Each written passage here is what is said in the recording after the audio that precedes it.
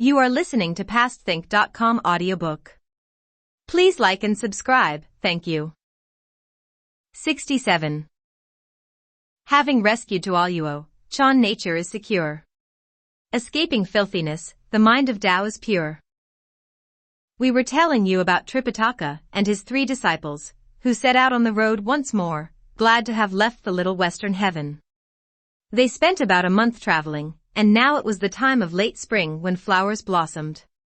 They saw the green fading at various gardens and groves, and a sudden squall of wind and rain brought the evening near. Reining in his horse, Tripitaka said, "O disciples, it's getting late. Which road shall we take to find lodging?" "Master, relax," said Pilgrim, laughing. "Even if there's no place for us to ask for lodging, the 3 of us at least have some abilities.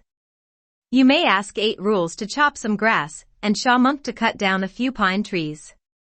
Old Monkey knows how to play carpenter. I can build for you right by the road a little thatched hut in which you can live for at least a year. Why are you so anxious?" "Oh, elder brother," said 8 Rules, "a place like this is not fit to be lived in. The whole mountain is full of tigers and wolves, and there are spirits and goblins everywhere. Even in daylight it's difficult enough to get through. How dare you rest here at night?" "Idiot," said Pilgrim, "you're regressing more and more. Old Monkey isn't bragging, but this rod I hold in my hands can even hold up the sky, if it collapses." As master and disciples were conversing like that, they suddenly caught sight of a mountain village not far away. "Marvelous," said Pilgrim. "We've a place for the night." "Where?" asked the elder. Pointing with his finger, Pilgrim replied, "Isn't that a household over there beneath the trees? We can go over there to ask for one night's lodging. Tomorrow we'll leave." Delighted, the elder urged on his horse, and went up to the entrance of the village before he dismounted. As the wooden gates were tightly shut, the elder knocked on them, saying, "Open the door. Open the door." From within a house an old man emerged. He had a staff in his hands, rush sandals on his feet, a black cloth wrap on his head, and a plain white robe on his body. As he opened the door, he asked immediately, "Who's making all these noises here?" Folding his hands before his chest, Tripitaka bowed deeply and said, "Old patron, this humble priest is one sent from the land of the east to seek scriptures in the western heaven. It was getting late when we arrived at your honored region. We have come, therefore, especially to ask you for one night's lodging. I beg you to grant us this boon." "Monk," said the old man, "you may want to go to the west, but you can't get there. This is only the little western heaven. If you want to go to the great western heaven, the distance is exceedingly great, not to mention all the difficulties ahead of you. Even this region here will be hard for you to pass through." "What do you mean by hard to pass through?" asked Tripitaka. Pointing with his hand, the old man said, "Approximately 30 miles west of our village there is a pulpy persimmon alley, located in a mountain by the name of 7 Extremes." "Why do you call it 7 Extremes?" asked Tripitaka again. The old man said, "The mountain is about 800 miles across, and the whole mountain is full of persimmon fruit. According to the ancients, there are 7 types of extreme characteristics of the persimmon tree. They are long-lasting, shady, without birds' nests, wormless, lovely leaves when frosted, hardy fruits, and large, luxuriant branches. Hence it is called the Mountain of 7 Extremes.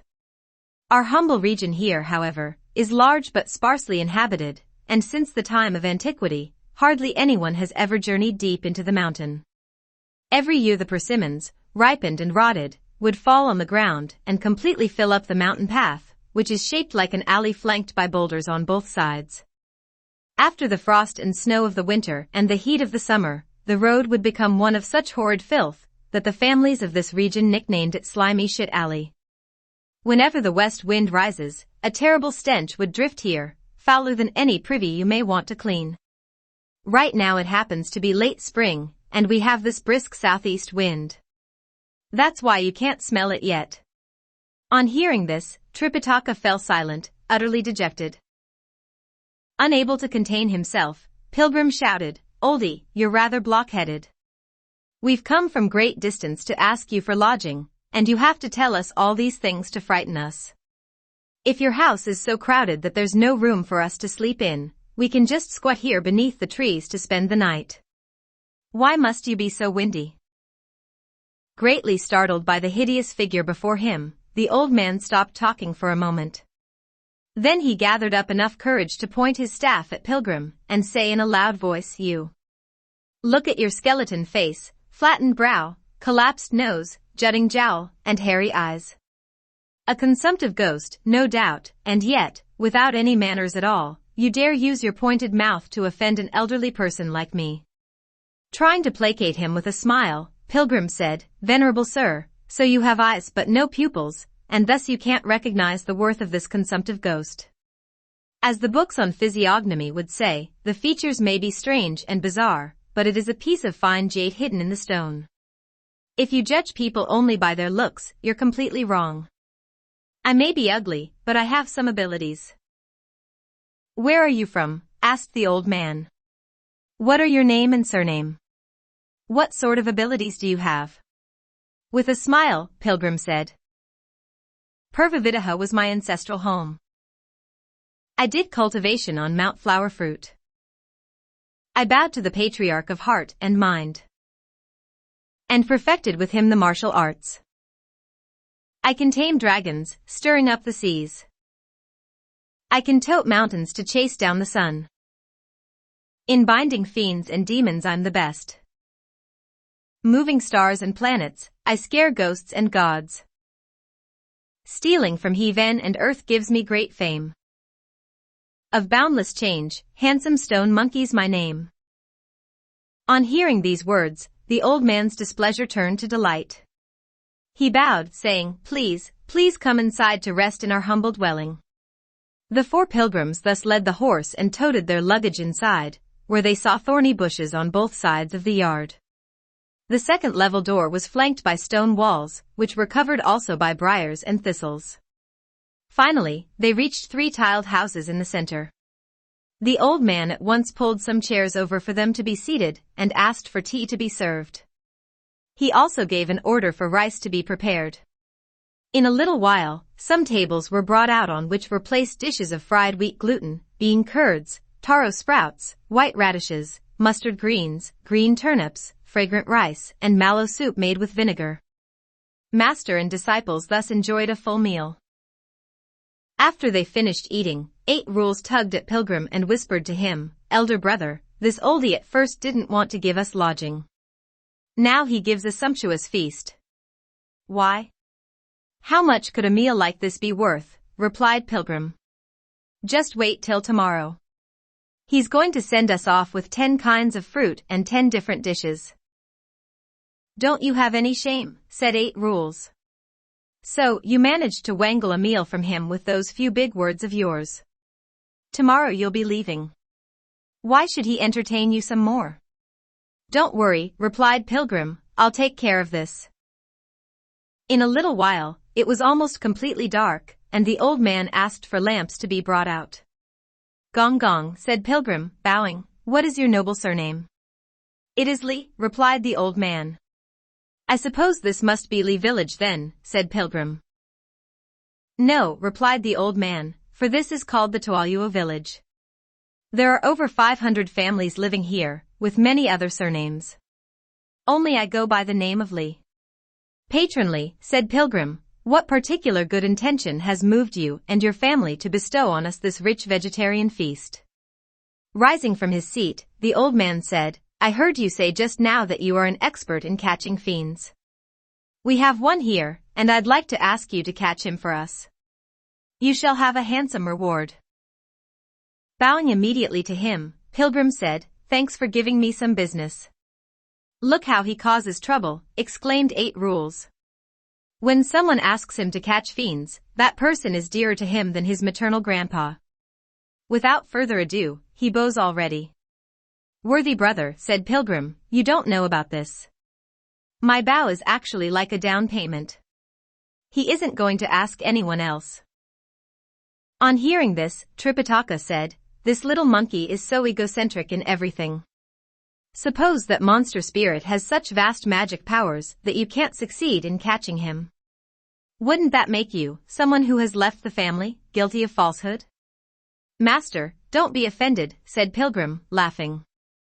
Let me question him further. On what? Asked the old man. Pilgrim said, your noble region here seems to be a clean and peaceful piece of land.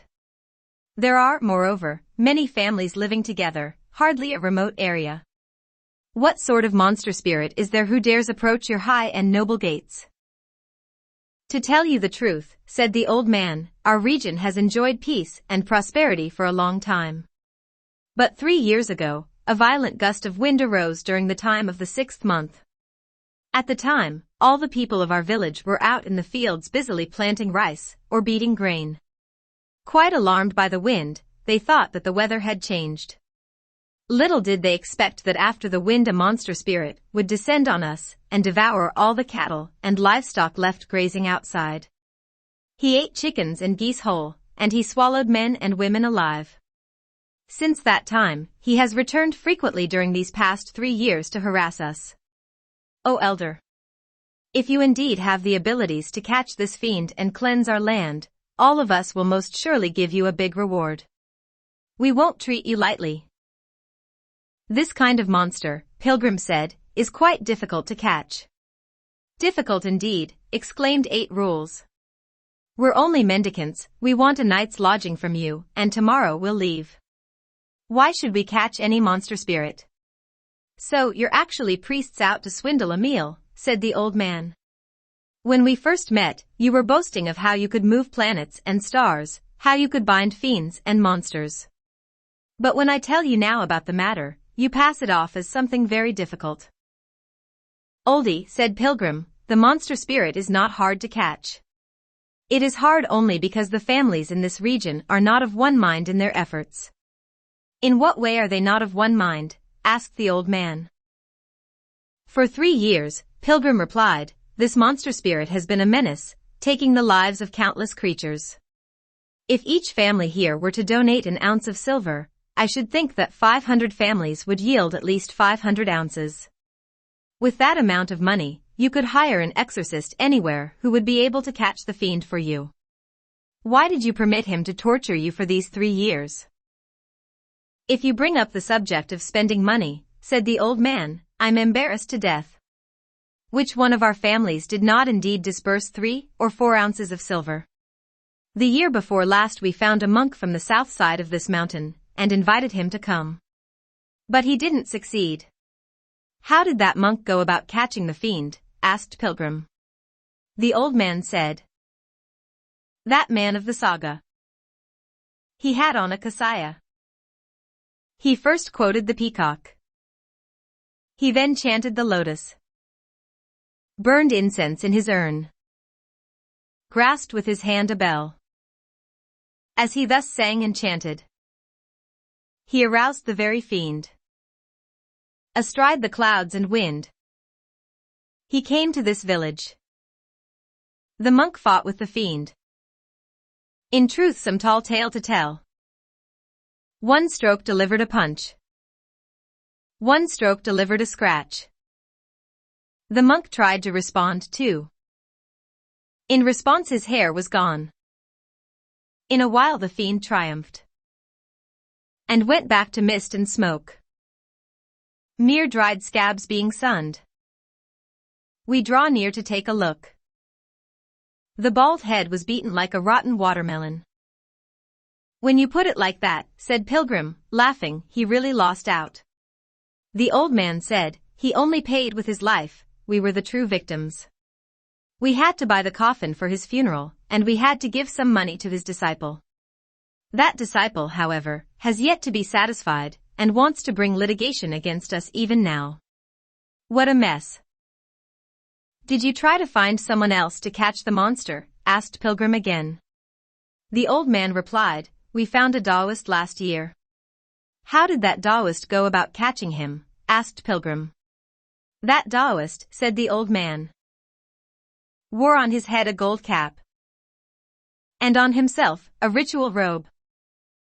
He banged aloud his placard. He waved his charms and water. He sent for gods and spirits. but summoned only the ogre. A violent gale blew and churned, and black fog dimmed everywhere. The monster and the Taoist.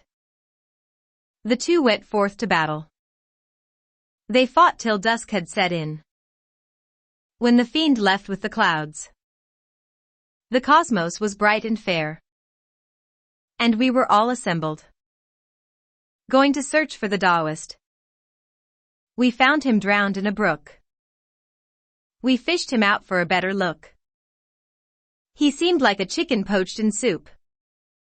The way you put it, said Pilgrim, laughing. He too, lost out.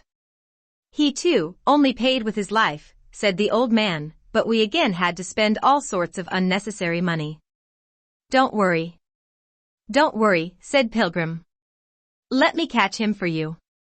If you really have the ability to seize him, said the old man, I will ask several elders of our village to sign a contract with you. If you win, you may ask whatever amount of money you wish, and we won't withhold from you even half a penny. But if you get hurt, don't accuse us of anything. Let all of us obey the will of heaven. This oldie is weary of being wrongly accused, said Pilgrim, laughing. I'm not that kind of person. Go and fetch the elders quickly. Filled with delight, the old man immediately asked a few houseboys to go and invite 8 or 9 elders to his house, all neighbors, cousins, and in-laws of his. After they met the Tang monk and had been told of the matter of catching the fiend, they were all very pleased. Which noble disciple will go forth to catch him? One elder asked.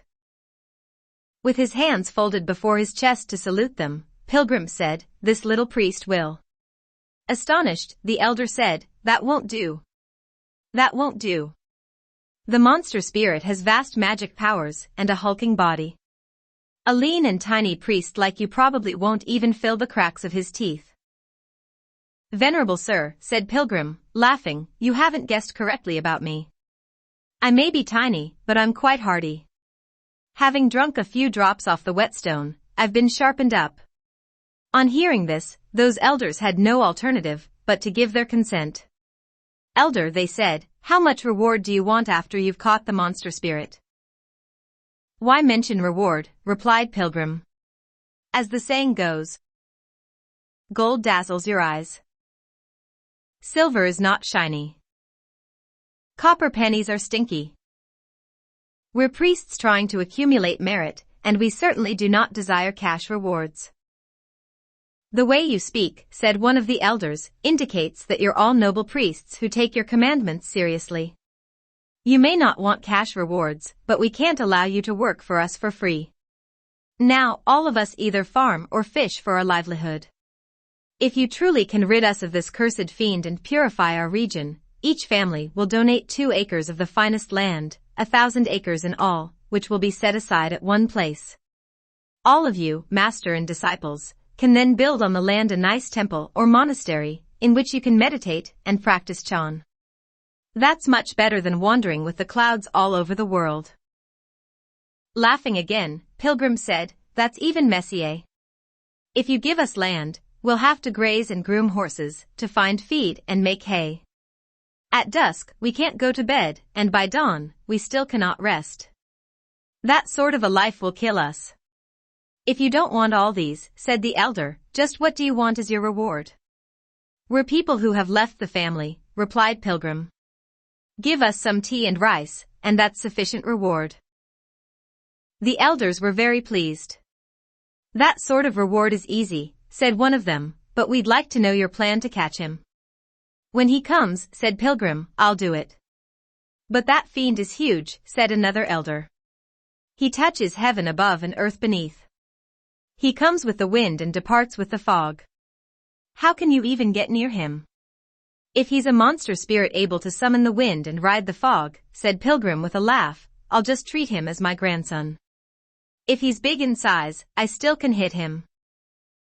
As they chatted, they suddenly heard the howling of the wind, which so terrified those 8 or 9 elders that they all quaked and quivered. This priest has such a bad luck mouth, they cried. He speaks of the monster spirit, and at once the monster spirit shows up.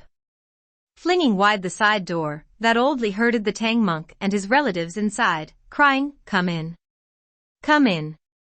The fiend's here." 8 Rules and Sha Monk were so intimidated that they, too, wanted to follow them in entering the house. Pilgrim, however, yanked them back with both hands, saying, "Have you lost your senses? Priests like you, how could you behave like that? Stand still. Stay with me in the courtyard so that we can find out what kind of a monster spirit this is." "Oh, elder brother," cried 8 Rules. "These are all savvy people. When the wind howls, it means the fiend's coming, and that's why they are hiding.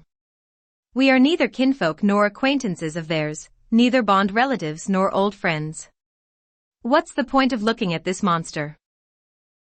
Pilgrim, however, was so strong that he was able to hold them down right there in the courtyard as the wind grew even more fierce. Marvelous wind. It felled woods and trees, daunting tigers and wolves. It stirred seas and rivers, alarming gods and ghosts. It toppled rocks of Mount Hua's triple peaks, 3. It upturned the world's 4 great continents. Rustic homes and households all shut their doors. The whole village's children all hid their heads. Massive black clouds covered the starry sky. Lamps and lights faded as the whole earth grew dark. 8 Rules was so terrified that he fell on the ground. Digging a hole with his snout, he buried his head in it and lay prone as if he had been nailed to the earth. Sha Monk, too, covered up his head and face, for he found it difficult even to open his eyes. Only Pilgrim sniffed at the wind to try to determine what sort of fiend that was. In a little while the wind subsided, and the faint glow of what seemed to be 2 lanterns appeared in midair. Lowering his head, Pilgrim said, "Brothers, the wind's gone. Get up and take a look." Pulling out his snout, our idiot shook off the dirt and raised his head skyward. When he saw the 2 lights, he burst out laughing, crying, "What fun! What fun! So, this monster spirit is someone who knows properly when to move or rest. We should befriend him." "In a dark night like this," said Sha Monk, "you haven't even seen his face yet. How could you know what sort of a person he is?" 8 Rules replied, "The ancient said, to move by lights at night is best. When there are no torches, we rest. 4. Look at him now. He has a pair of lanterns leading the way. He must be a good man." "You're wrong," said Sha Monk. "Those aren't lanterns. They're the glimmering eyes of the monster spirit."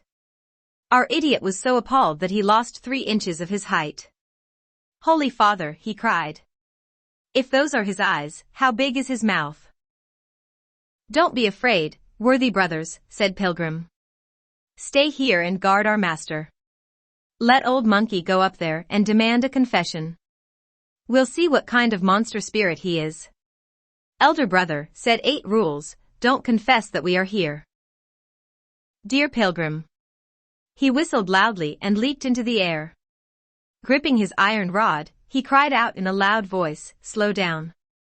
Slow down. I'm here." When the fiend saw Pilgrim, he stood erect and began to wave a long lance back and forth in the air. Holding high his rod to assume a position of combat, Pilgrim asked, "From what region a fiend are you? Of what place a spirit are you?" The fiend gave no reply whatever, all he did was to wave his lance.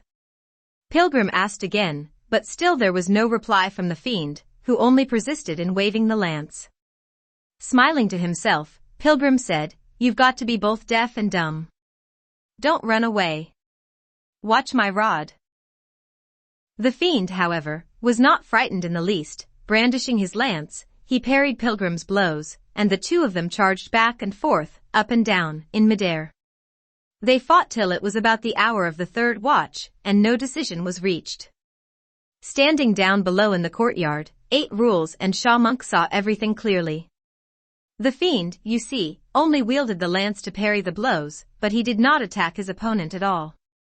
Pilgrim's rod, therefore, hardly ever left the head of the fiend. "Sha Monk," said 8 Rules with a laugh, "you stand guard here, and let old Hog go and help with the fight. We can't allow that monkey to make this merit all by himself, or he'll be rewarded with the first goblet of wine." Dear idiot. He leaped up to the edge of the clouds and attacked at once with his rake, which was met by another lance of the fiendish creature. The two lances danced in the air like flying serpents and flashing thunderbolts. Praising him, 8 Rules said, "This monster spirit shows great technique with the lance. He's not using the style of the mountain-back lance, but it's more like the winding silk lance. It's not the Ma family lance, but it probably has the name of the flabby handle lance." "Stop babbling, idiot," said Pilgrim. "There's no such thing as the flabby handle lance." 8 Rules said, "Just look at how he uses the pointed ends of the lances to parry our blows, but the handles of the lances are nowhere to be seen. Where has he hidden them, I wonder?" "Maybe it is the flabby handle lance," said Pilgrim, "but what's important is that this fiendish creature does not know how to speak, because he has not yet attained the way of humans. He is still heavily under the influence of the Yin aura. In the morning when the Yang aura grows stronger, he will certainly want to flee. We must give chase and not let him get away." "Exactly. Exactly," said 8 Rules. They fought for a long time, and then the east paled with light. Not daring to linger, the fiend turned and fled, while 8 Rules and Pilgrim gave chase together. As they sped along, they suddenly encountered an oppressively foul stench rising from the pulpy persimmon alley of the 7 Extremes mountain. "Which family is cleaning its privy?" cried 8 Rules. "Wow. The smell's horrible." Clamping a hand over his nose, Pilgrim could only mutter, "Chase the monster spirit. Chase the monster spirit." Darting past the mountain, the fiend at once changed back into his original form, a huge, red-scaled python. Look at him. His eyes flashed forth the stars of dawn. His nose belched out the morning fog. His teeth, like dense rows of steel swords. His claws curved like golden hooks. 5. From the brow rose a horn of flesh that seemed to be formed by 1,000 pieces of carnelian. His whole body was draped in red scales that resembled 1,000,000 flakes of rouge. Coiled up on earth, he could be confused with a brocade quilt. Flying in the air, he could be mistaken for a rainbow. Where he rested, putrid fumes rose to the sky. When he moved, scarlet clouds covered his body. Big enough? People on his east end couldn't see the west. Long enough? He was like a mountain stretching from pole to pole. "So it's such a long snake," said 8 Rules. "If it wants to devour people, one meal will probably take 500 persons, and it'll still not be filled." Pilgrim said, "That flabby handle lance has to be his forked tongue. He has been weakened by our chase. Let's hit him from behind." Bounding forward, our 8 Rules brought his rake down hard on the fiendish creature, who darted swiftly into a hole. Only 7 or 8 feet of the tail remained outside, when it was grabbed by 8 Rules, abandoning his rake. "I got him! I got him!" he cried, as he used all his might to try to pull the fiend out of the hole, but he could not even budge him. "Idiot," said Pilgrim, laughing, "leave him inside. I know what to do. Don't try to pull a snake backward like that." 8 Rules indeed let go, and the fiend slithered inside the hole. "Before I let go just now," complained 8 Rules, "half of him was already ours. Now he has slithered inside. How could we make him come out again? Isn't this what you call no more snake to play with?" Pilgrim said, "This fellow has quite a hefty body. The hole is so small that he can never turn around inside. He has to move in a straightforward manner, and there has to be also a rear entrance. Go find it quickly and bar the hole. I'll attack him from the front entrance here." Idiot dashed past the mountain, where he indeed discovered another hole. He paused, but he had hardly stood still when Pilgrim at the front entrance sent a terrific jab with his rod into the hole. In great pain, the fiendish creature darted out of the rear entrance. Caught off guard, 8 Rules was struck down by his tail, and, unable to get up again, he lay on the ground to nurse his pain. When Pilgrim saw that the hole was empty, he picked up his rod and ran over to the rear, shouting for 8 Rules to chase the fiend. On hearing Pilgrim's voice, 8 Rules became so embarrassed that, regardless of his pain, he scrambled up and began to beat the ground madly with his rake. When he saw him, Pilgrim laughed and said, "The fiend's gone." "What are you doing that for?" 8 Rules said, "Old Hog's here beating the bush to stir the snake." "What a living idiot," said Pilgrim. "Let's chase him." The two of them ran past a brook when they found the fiend had coiled himself into a mound on the ground. Rearing his head, he opened wide his huge mouth and wanted to devour 8 Rules. Terrified, 8 Rules turned and fled, but our Pilgrim went forward to meet him and was swallowed by the fiend in one gulp. Pounding his chest and stamping his feet, 8 Rules screamed, "Alas, elder brother! You're dead." Inside the stomach of the monster spirit, Pilgrim held up his iron rod and said, "Don't worry, 8 Rules. Let me ask him to build a bridge for you to see." He stuck his rod up a bit more, and the fiendish creature had to raise his torso until he resembled a bow-shaped bridge. "He looks like a bridge, all right," said 8 Rules, "but no one would dare walk on it."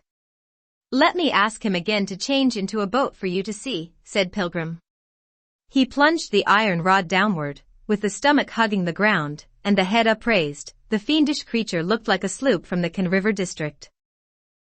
"He may look like a boat," said 8 Rules, "but there is no topmast for him to use the wind." "Get out of the way," said Pilgrim, "and I'll make him use the wind for you to see." Using all his strength, Pilgrim pushed his iron rod upward from the spine of the fiendish creature until it reached a height of some 70 feet and the shape of a mast. In desperate pain and struggling for his life, the fiend shot forward, faster than any wind-blown vessel, and made for the road on which he came. Some 20 miles down the mountain, he finally fell motionless to the dust and expired. 8 Rules caught up with him from behind and attacked him madly once more with his rake.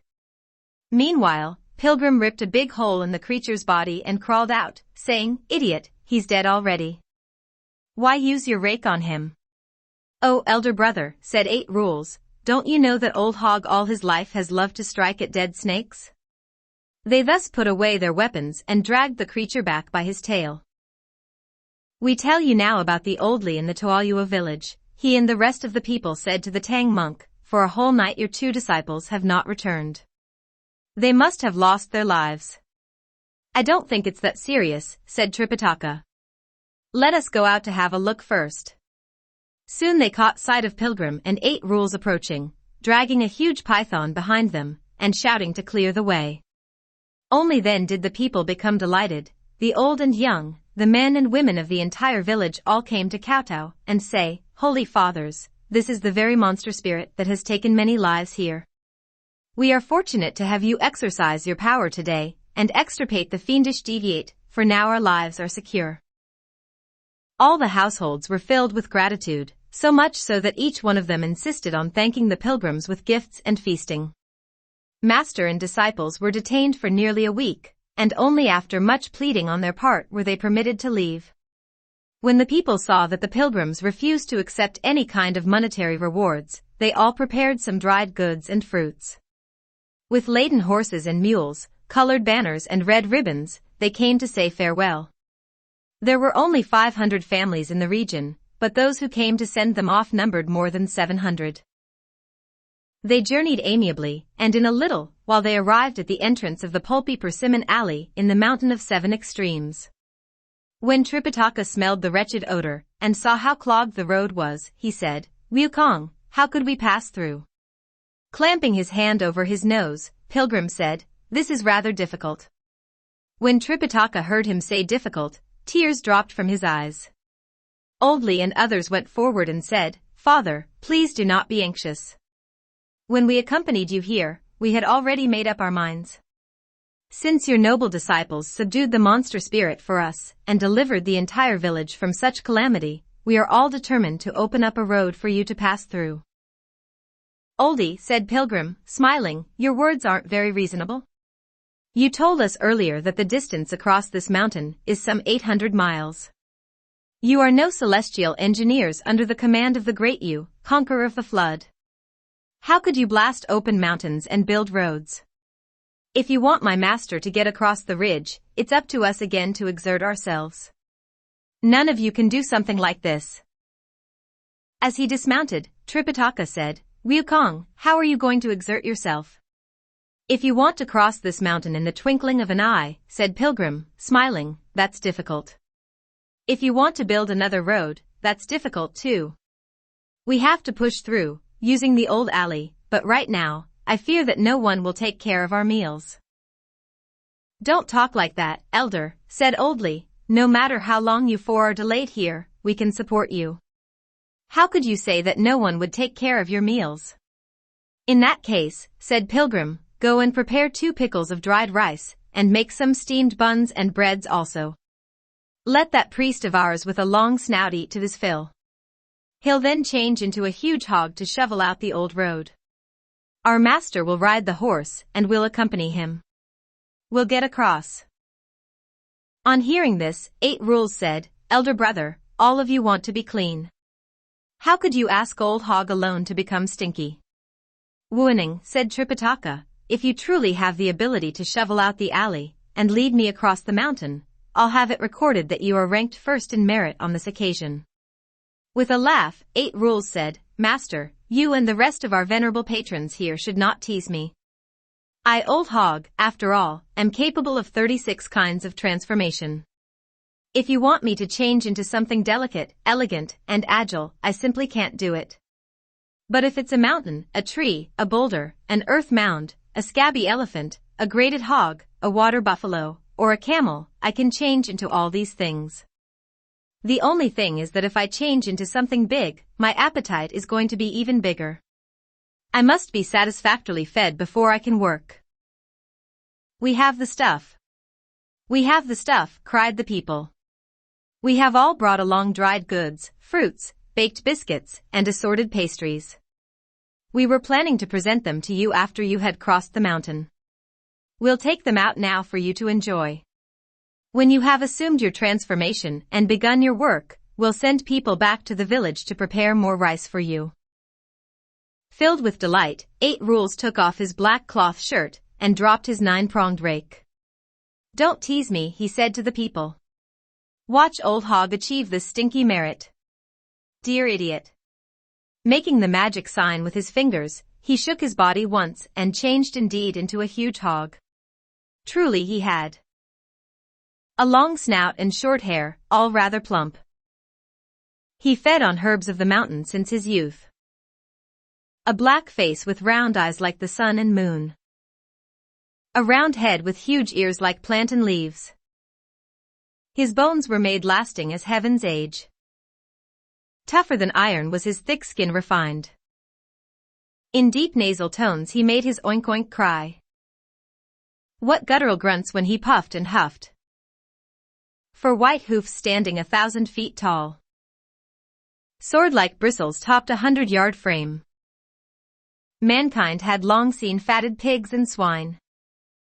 But never till today this old hog elf. The Tang monk and the people all gave praise. At such high magic power they were amazed. When Pilgrim's son saw this transformation of 8 Rules, he ordered those people who accompanied them to put their dried goods into a huge pile so that 8 Rules could enjoy the foodstuff. Without regard for whether it was cooked or raw, 8 Rules went forward and gulped down all of it. Then he proceeded to shovel out a path.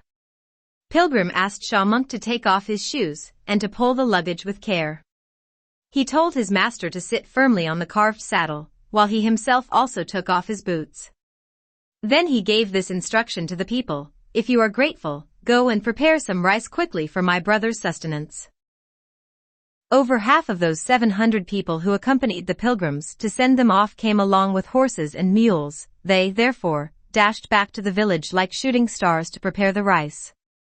The rest of the people, some 300 of them, had come on foot, and these stood below the mountain and watched the pilgrims depart. The distance between the village and the mountain, you see, was some 30 miles. By the time the people went back to the village and returned with the rice, master and disciples were almost 100 miles away. Not willing to let them go, however, the people urged their horses and mules into the alley and spent the night traveling. Only by morning did they succeed in catching up with the pilgrims. Holy fathers who are going to acquire scriptures, they cried, please slow down. Please slow down. We are bringing you rice. On hearing these words, the elder was filled with gratitude. Truly they are kind and faithful people, he said. Then he asked 8 rules to stop so that he could take some rice for strength. Our idiot had been shoveling for 1 whole day and night, and he was beginning to feel keenly his hunger. Though there were more than 7 or 8 pickles of rice brought by those people, he gulped it all down, regardless of whether it was rice or other types of grain. After a hearty meal, he proceeded again to shovel out the road. Tripitaka, Pilgrim, and Sha Monk thanked the people and took leave of them. So it is that the Tualuo villagers return to their homes, while 8 rules opens up a mountain path. Divine might upholds devout Tripitaka. Liukong shows magic and the demon fails. And Aeon's pulp persimmons this day are cleansed. Henceforth the 7 extremes alley is unclogged. 6 forms of desires having all been purged. In peace, unhindered, they'll bow to lotus seats. We do not know how great a distance they still must travel, or what sort of fiends they may encounter. Let's listen to the explanation in the next chapter. You are listening to PastThink.com audiobook. Please like and subscribe, thank you.